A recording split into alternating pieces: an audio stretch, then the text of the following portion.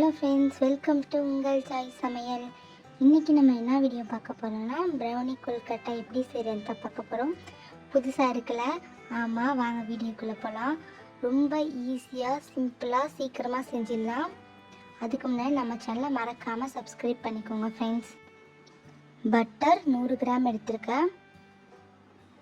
Dark chocolate compound அதே 100 gram எடுத்திருக்கேன். இது ரெண்டுத்தையும் நம்ம டபுள் பாயிலிங் மெத்தடில் மெல்ட் பண்ணி எடுத்துக்கணும். ஒயிட் சுகர் 90 கிராம் எடுத்திருக்கேன். ப்ரௌன் சுகர் 60 கிராம் எடுத்திருக்கேன். இது ரெண்டுத்தையும் மிக்ஸி ஜாரில் போட்டு அரைச்சி எடுத்துப்போம். இப்போ ஒரு ட்ரை பவுலில் 2 முட்டை உடைச்சி ஊற்றிக்கோங்க.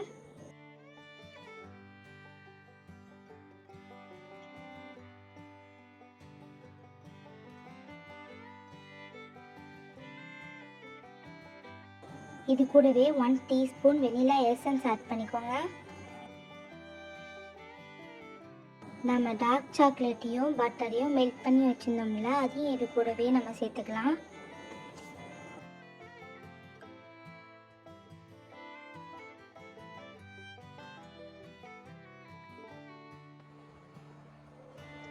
இதை நல்லா நம்ம பீட் பண்ணிப்போம்.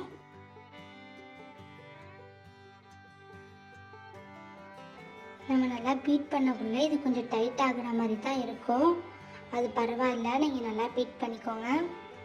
இப்போ நம்ம ஒயிட் சுகரையும் ப்ரௌன் சுகரையும் அரைச்சி வச்சுருந்தோம்ல, அதை இது கூடவே ஆட் பண்ணிப்போம். கொஞ்சம் கொஞ்சமாக ஆட் பண்ணி நம்ம நல்லா மிக்ஸ் பண்ணிக்கணும். அப்போ தான் நம்மளுக்கு அந்த சீனி நல்லாவே கரையும். நீங்கள் கொஞ்சம் கொஞ்சமாக ஆட் பண்ணி நல்லா பீட் பண்ணி எடுத்துக்கோங்க. இப்போ மைதா 100 கிராம் எடுத்திருக்கேன். அதை நான் ஜலிச்சு கொஞ்சம் கொஞ்சமாக ஆட் பண்ணிக்கிறேன். இது கூடவே ஆட் பண்ணிவிட்டு நீங்கள் கொஞ்சம் கொஞ்சமாக பீட் பண்ணிக்கோங்க. நீங்கள் பீட் பண்ண பண்ண ரொம்ப டைட் ஆகுற மாதிரி இருக்கும். டைட் ஆகுது அப்படின்னு சொல்லிட்டு தண்ணியோ பாலோ எதுவுமே ஆட் பண்ண வேணாம். டைட்டானா பரவாயில்ல, நீங்கள் மிக்ஸ் பண்ணிகிட்டே இருங்க. உங்களுக்கு சீனி கரையாத மாதிரி இருந்துச்சுன்னா ஒரு 5 நிமிஷம் அப்படியே வச்சுட்டு அதுக்கப்புறமா பீட் பண்ணுங்கள். நம்ம பண்ணது இந்த கண்டிஷனில் இருக்கணும், பார்த்துக்கோங்க. இப்போது கேக் மோல்டில் எண்ணெய் தடவி பட்டர் ஷீட் போட்டுக்கிறேன்.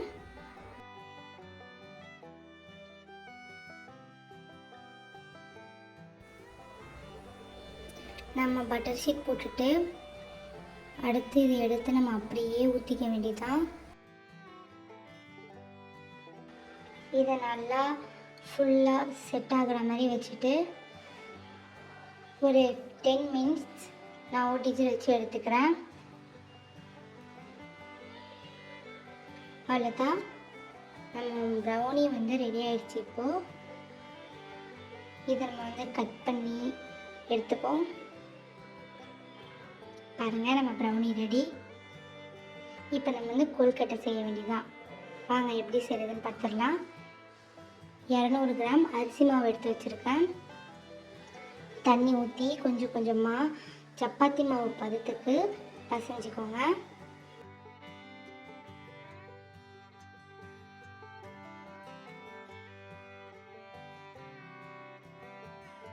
இந்த மாதிரி இருக்கணும்.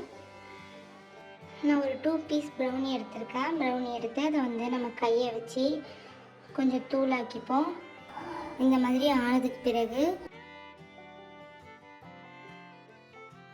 உங்கள்கிட்ட கொல்கட்டை அச்சு இருந்துச்சுன்னா நீங்கள் அதில் கூட வச்சு பண்ணிக்கோங்க.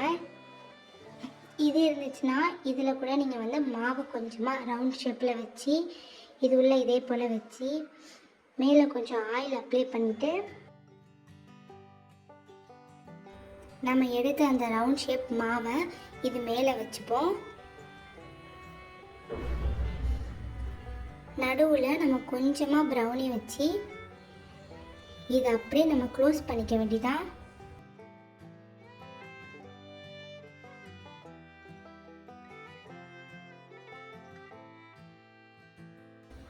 இதே போல் எடுத்துக்கலாம்.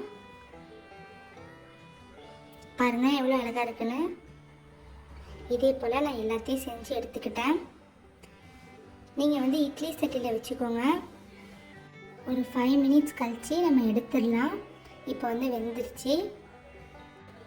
இதை வந்து நீங்கள் கண்டிப்பாக ட்ரை பண்ணி பாருங்கள். குட்டீஸ்க்கெலாம் ரொம்ப ரொம்ப பிடிக்கும். நம்மளோட அருமையான ப்ரௌனி கொழுக்கட்டை ரெடி ஃப்ரெண்ட்ஸ். அவ்வளோதான் இந்த வீடியோ. உங்களுக்கு இது பிடிச்சிருந்துச்சுன்னா லைக் பண்ணுங்கள், கமெண்ட் பண்ணுங்கள், ஷேர் பண்ணுங்கள், மறக்காமல் சப்ஸ்கிரைப் பண்ணுங்கள் ஃப்ரெண்ட்ஸ். தேங்க்ஸ் ஃபார் வாட்சிங்.